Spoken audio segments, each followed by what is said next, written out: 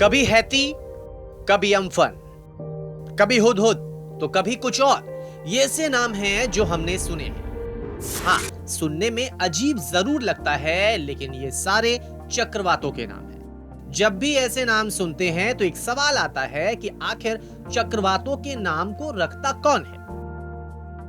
आप सोचते जरूर होंगे कि भला ऐसा नाम कौन रखता है, क्यों ऐसे नाम रखे जाते हैं, लेकिन इसके पीछे भी एक खास कारण होता है। सबसे पहले बताते हैं कि आखिर नाम रखने का क्राइटेरिया होता क्या है। देखिए, अमेरिका से चक्रवातों के नाम रखने की शुरुआत हुई थी।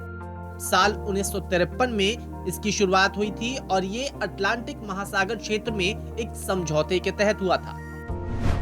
हालांकि पहले चक्रवातों का नाम भ्रष्ट नेताओं पर रखा जाता था। ऐसा करने वाला देश ऑस्ट्रेलिया था, लेकिन फिर 1973 में इसे बदला भी गया। 1973 से चक्रवातों का एक नाम किसी मेल पर तो दूसरा किसी फीमेल पर होता था। लेकिन 2004 आते आते बहुत कुछ बदला।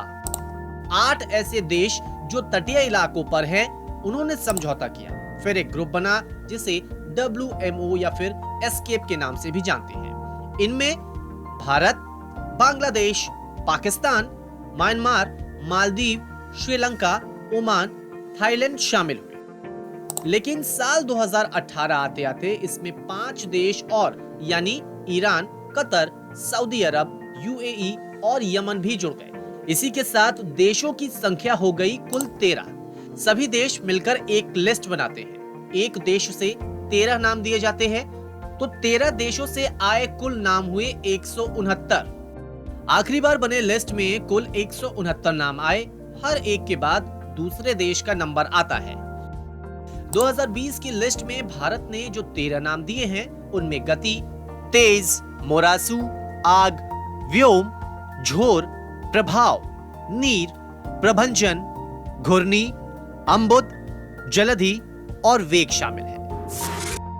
देखिए, नाम रखने की एक गाइडलाइन होती है। अब यहाँ क्या कुछ इसके गाइडलाइन है, नियम कानून क्या है, ये हम आपको बताते हैं, जिसे हर देश को फॉलो करना ही होता है। सुझाए गए नाम न्यूट्रल होने चाहिए।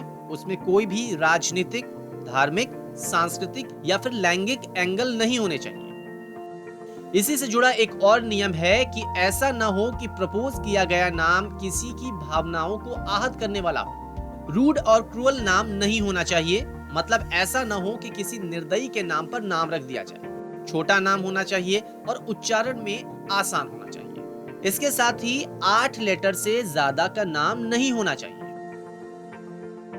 अब एक बात और ध्यान देने वाली ये है कि किसी भी चक्रवात को नाम देने की परंपरा नहीं है। अगर 74 मील प्रति घंटे की रफ्तार से तेज चक्रवात हो तभी उसे नाम दिया जाता है। तो अगली बार अगर आप किसी चक्रवात के उलझाऊ नाम को सुनिए तो ये समझ लीजिए कि किसी देश में वो नाम बहुत कॉमन है और पूरा सोच विचार करके ही उसे रखा गया है।